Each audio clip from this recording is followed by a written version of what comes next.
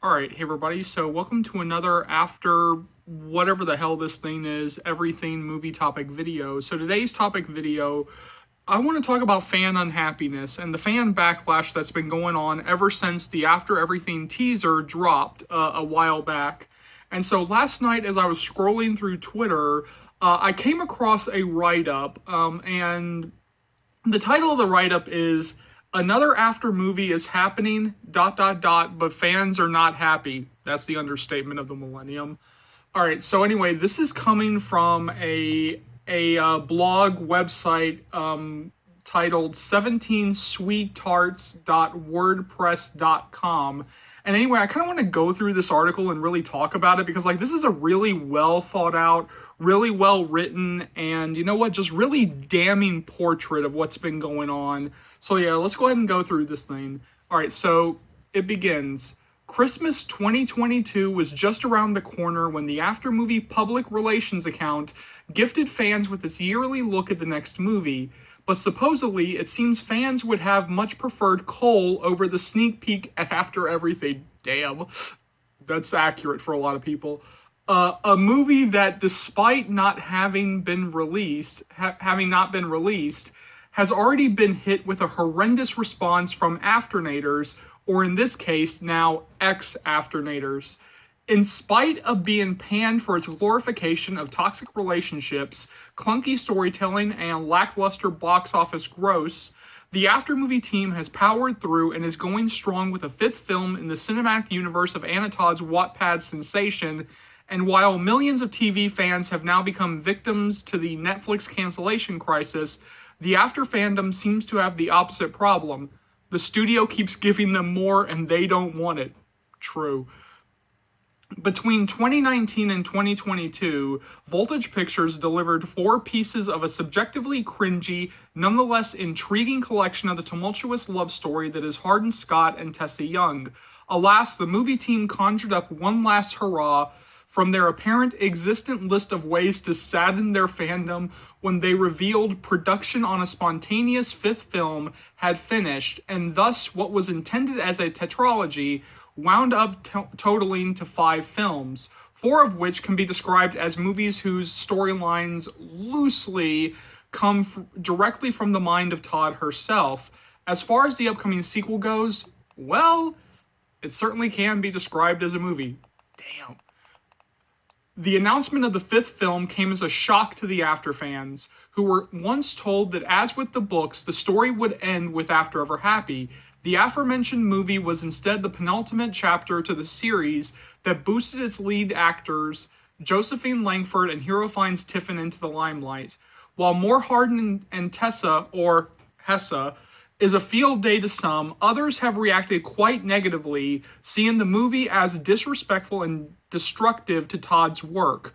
Voltage Pictures could have, and should have, quit while they were ahead because After 3 and 4 were as close to the books as any of the movies got. Accurate, and I've been saying that for a while. But the After Everything teaser was the final nail in the coffin to the already dying group of fans.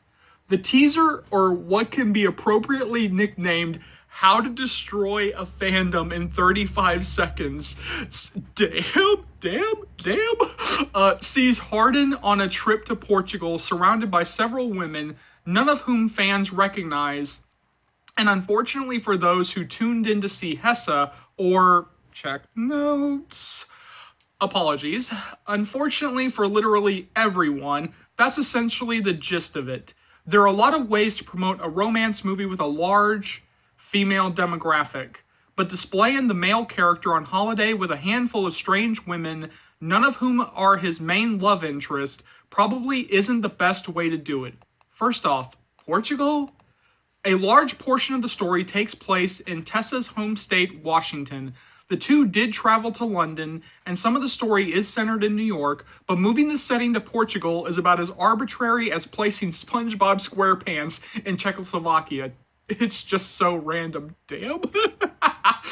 Any book reader would know that if Hardin needed an escape from the United States, he'd travel back home to England. Accurate. But admitting that an After Everything writer closed their eyes and threw a dart at a board of random territories wouldn't come as a surprise to anyone, as that appears to be the only rational explanation for Hardin's sudden desire to go to this country that was literally never mentioned in the story. Secondly, a big reason for Hessa's breakup is so the two could work on themselves. In the novels, Tessa grew closer to her mother and even mapped out a new career choice, while Hardin focused on overcoming his anger issues and alcohol addiction. But unless those women are therapists, I doubt they are, their presence is only sending fans into further confusion. In addition, each book is hundreds of pages, with After We Fell nearing 900. The entire After series has loads of material to work with. But rather than evenly distributing the story among 5 films, fans were left with a hasty quartet and now this. A story that wasn't written by Todd, who, given her lack of comment on any of the films, no longer seems to be a part of the franchise. Now, it's less than a minute fans have seen, so surely there is a lot more to come, but this begs the question, should they be so quick to judge the movie based on a short teaser? Evidently, there are opposing sides to this, with the hashtag Team No fans arguing that the trailer was intentionally misleading and edited this way to garner the attention of outsiders, while hashtag Team Yes fans argue that it's a movie trailer, its job is to appeal to people, and shockingly, that includes people who know and love the books. Okay, let's go ahead and let me pause right here for a second, and let me go ahead and address this, because I am firmly on hashtag Team Yes. At this point, it is the book fans. At this point, it is the book fans. The book fans are Voltage's bread and butter. So if you're going to make a teaser, if you're going to make a trailer, you need to aim it at book fans, because those are the last fans that you have. Outsiders have pretty much, go ahead and, just shrug this thing off, and they are done with it. Right now, your bread and butter is book fans. So if you're going to make a teaser, if you're going to make a trailer, you need to aim it at the fans you already have. As with other movie adaptations, films are known to stray away from the source material, at least to some degree.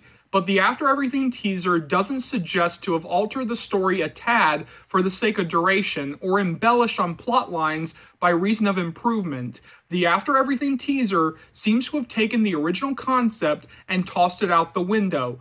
The limited screen time of Lemony Snicket's A Series of Unfortunate Events, the ruination of Percy Jackson, and the Divergent franchise not even finishing up the story have shown that book-to-movie adaptations are capable of letting down audiences.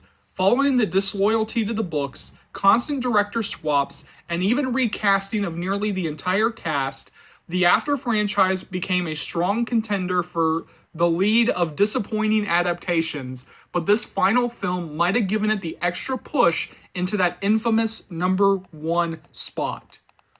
On a positive note, however, Langford and Fiennes Tiffin have managed to be the saving grace and only constant of these films. True, I think we've all said that at this point. In addition to Todd's phenomenon entertaining millions and a stellar cast of actors, the two 25-year-olds have undoubtedly served as the creme de la creme amongst their crippling surroundings.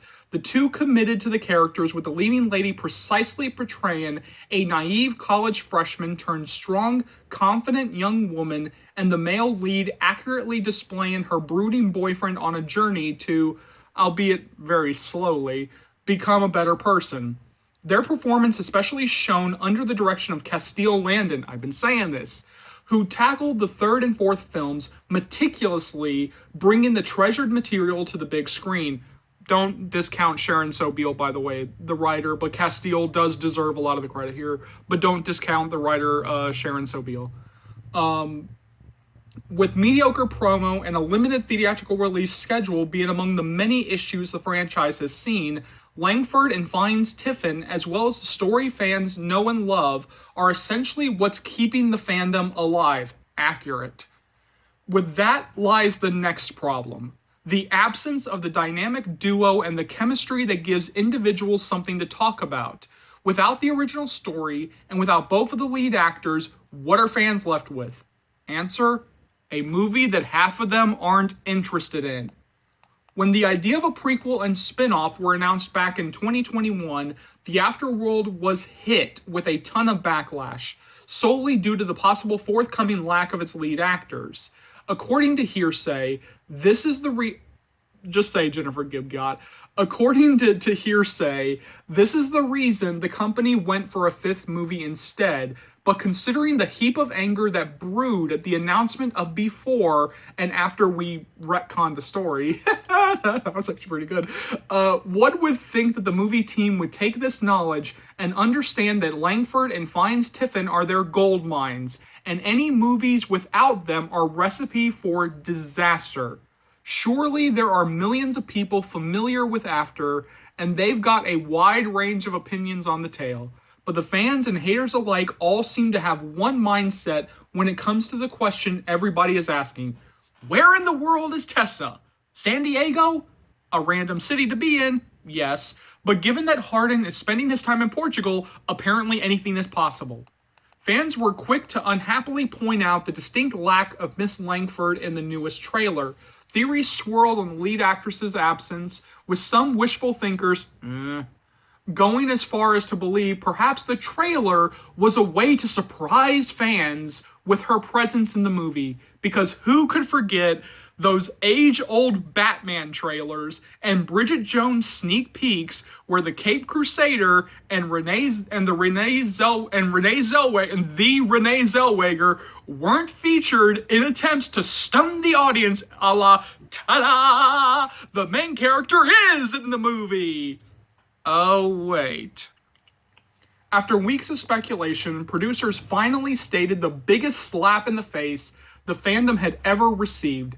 The lead actress would not be returning. Any previously filmed footage of her would be included in the movie, but as far as new material goes, that's perchance saved for Harden and random women number 1 through 10. The After movie team, once riddled with familiar actors that fans grew to love, only later for the author of the story to depart as well, and now the lead actress is gone too. 3 strikes, you're out. And the fandom has made it clear that they've been leniently forgiving in the past, but this is too far. To top it off, her absence means the absence of pivotal scenes that discussed Tessa's infertility. This was actually revealed on the radio show, that the fertility stuff will not be in the movie. An emotional plot line some fans could relate to. Tessa's inability to conceive was built up in the previous 2 films, only to possibly disappear with the final movie, essentially rendering the entire narrative useless. So even if the movie takes the time to explore Harden's plot points that came from the books, this doesn't change that none of Tessa's story post After 4 will be explained in great detail. After Everything may have been marketed as more Hessa, but it's clear that they meant Hessa without the Essa. Say that again. After Everything may have been marketed as more Hessa, but it's clear that they meant Hessa without the Essa. Fans also can't help but wonder, will the 5th movie also be handled by Landon, the After Ever Happy After We Fell stuff, yes, but, or was director Adam Shankman seen on set for something other than the sunny beaches of Poland, Peru, Portugal? Between both Tracy and Link and Jamie and Landon, it's been proven that Shankman can surely handle romance well. However, the potential shift to a movie once again from the male gaze However, the potential shift to a movie once again from the male gaze could lead to the question, did After We Collided teach us nothing? But rest assured, this is only speculation. It's not speculation. Adam Shankman directed the new stuff in the movie. Simply put, fans feel betrayed and bamboozled. After Everything was advertised as the end to Hessa's story, and the trailer was anything but. The 2 had been through a roller coaster of emotions across the series, and would finally settle down happily as a family. The Chronicle saw Tessa going from a reserved teenager into an empowering mother and comfort character to millions of readers, while fans saw Hardin grow from an immature, conniving ladies' man into a loving father who'd gone through so much to be a better person for the woman he adores. The two's relationship was the spitting image of toxic, but upon realizing this, the characters bent over backwards to get the help they needed. The story may be flawed, but it showed that if you work hard enough, you can change for the better. Fans were given a look at Hardin on vacation. Regardless of what the movie portrays, the trailer alone appears to have erased any form of progress between the characters, and even if Langford does make an appearance in the film, it doesn't change that Tessa was not seen in the trailer even for a second. To make matters worse, this is actually the important part. Actually, let me go ahead and start this over because this is the important paragraph. Regardless of what the movie portrays, the trailer alone appears to have erased any form of progress between the characters, and even if Langford does make an appearance in the film, it doesn't change that Tessa was not seen in the trailer even for a second. To make matters worse, it took weeks before the movie team addressed her absence, despite fans' persistent cries. It's currently unclear exactly why Langford is missing, but given that she is the main character, fans have yet to find a reasonable excuse for the film to have gone through without her. After is the story of Hardin and Tessa, not one or the other. Todd did write a prequel mainly focusing on Hardin, but these events took place prior to meeting his other half. Upon falling in love with her, Hardin never looked at another woman again, unlike the trailer suggests. The after-movie account has yet to make an official statement regarding the drama. Because of the accumulation of guile and now this, fans feel as if their voices aren't being heard. Oh, trust me, there are some fans whose voices are being heard, and people who are actually, complaining and, actually really trying to fight for equality, your voices are not being heard. But the fans who are sucking their dicks, oh, you bet their voices are being heard. A quick glance into the comment section of any of Aftermovie's recent posts will show that followers are asserting their gloominess, and while it's rather understandable for the account to disregard hate comments, the fact that positive remarks are getting this is just basically what I just said. The fact that positive remarks are getting responses show that the team is looking at what people are saying, but they are not heeding fans' concerns. Since the release of the initial 2019 film, After has been a focal point for slander, ridicule, and hate from Harry Styles stans, movie reviewers, and basically anyone who willingly puts themselves through unenjoyable content for kicks and giggles. As a former Styles fan fiction, originally written on Wattpad, released at the height of other young adult romantic series like Kissing Booth and To All the Boys I Loved Before, the After series was an easy target for hate watchers who raced to theaters and streaming services to engage in the film specifically to roast it. But through it all, the After fandom has remained loyal to the franchise, nearly going to war to defend the story and its actors. Oh, we've been to hell and back a couple of times with this thing. And this is how they are repaid. The fandom has since begun to dissipate. Fan accounts have closed down, Hesse profile pictures have been changed, and several have expressed interest in moving on to other projects from their two leads. Together, they long for the days where they were united and happy, and the campaign to end the production of the films has never been in fuller force. The After movie account has received a noticeable decline in interaction, and where the fans formerly spent days and even weeks dissecting each and every inch of the trailers, all in pure excitement to see the upcoming movie, talk of After Everything has quickly died down, and as for the talk that is still going, it's not quite excitement as much as it is pure sadness. And all of this would have been avoided had the series been wrapped up with a bow with After Ever Happy.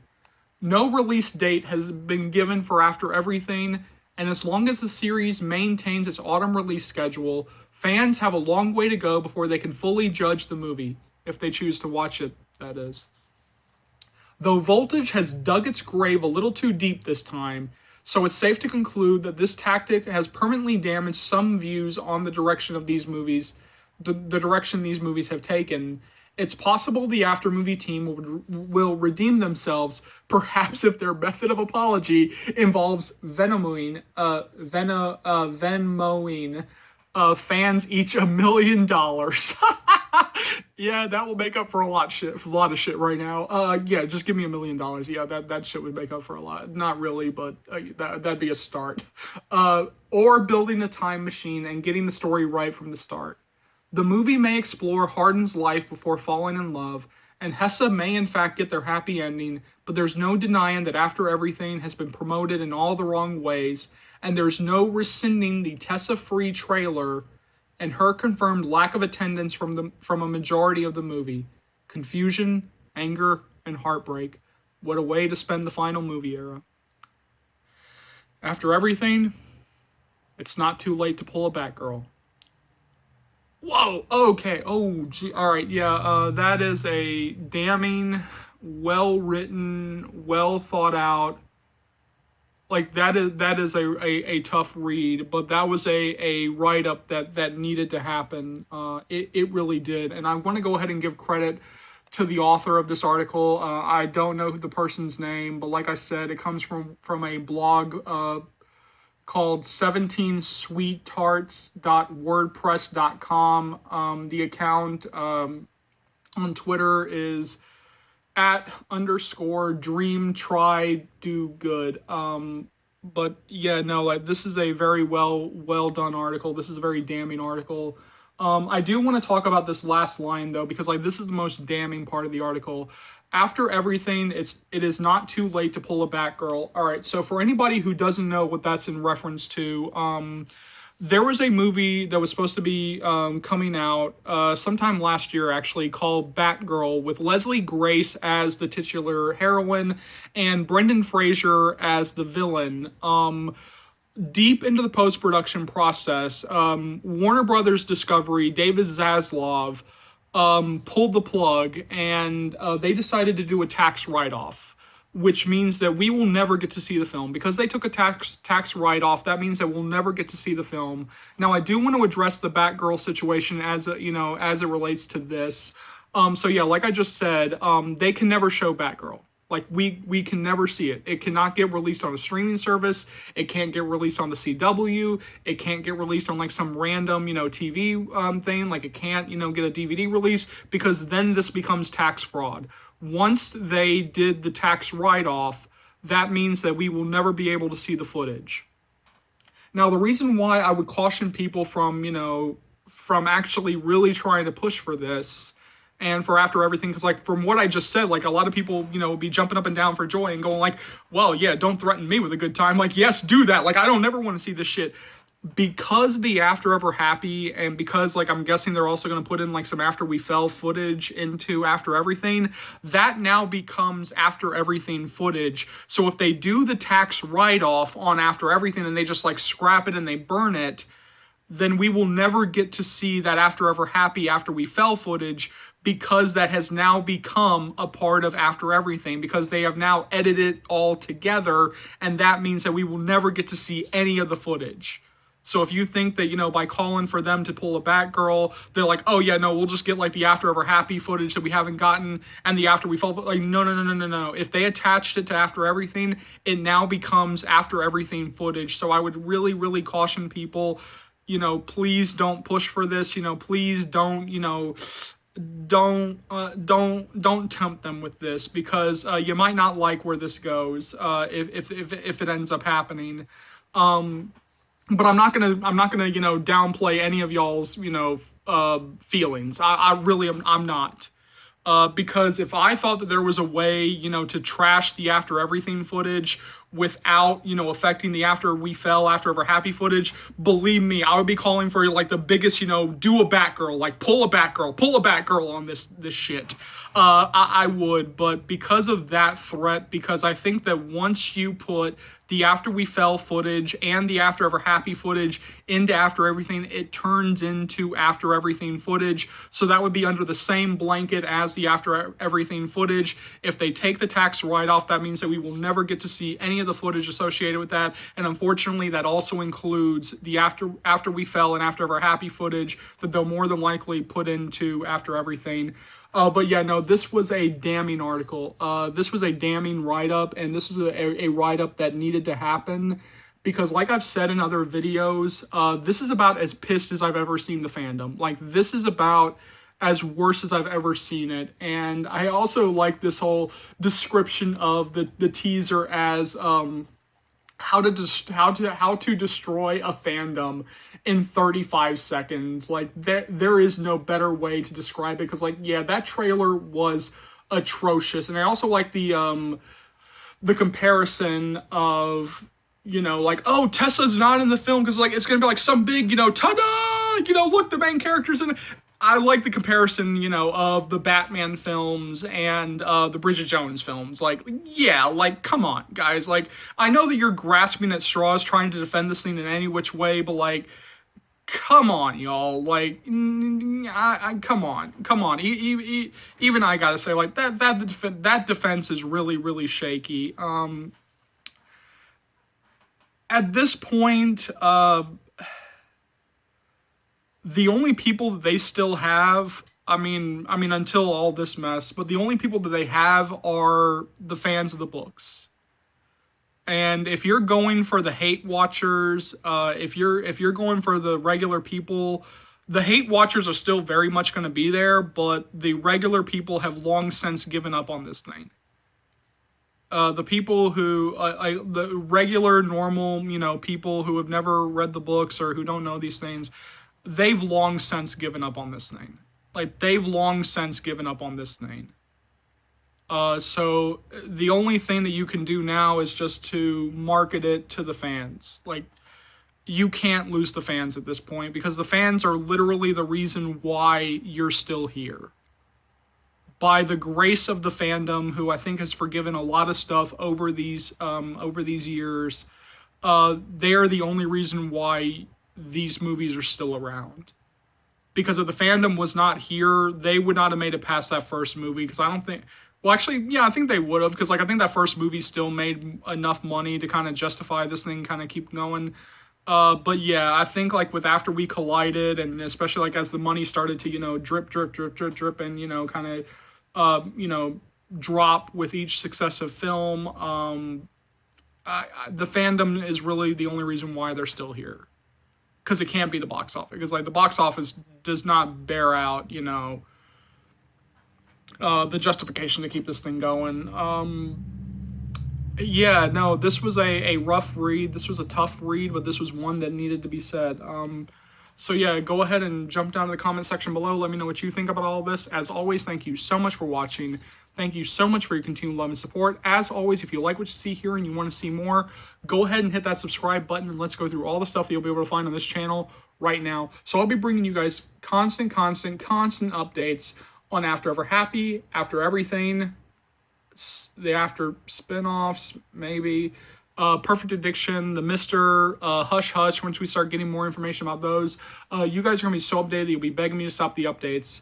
Because I was terminated for so long, there's still some stuff from After We Collided that I do have to catch up on, including topic videos, and those are coming sooner rather than later. As always, remember, this channel would not be able to grow to the heights that it has without you guys, and so for that, I'm eternally grateful. You know, I know, there are plenty of fans out there, old and new, who have no idea, absolutely no idea that this channel exists, or that it's even back from termination in the first place. So please keep sharing the channel. Please keep spreading the word of Charles's Movie Channel, because this will easily be one of the best, not the best, after series channels that you'll find right here on YouTube, or dare I say anywhere. So hit that subscribe button if you haven't already. Keep liking, keep subscribing, keep sharing.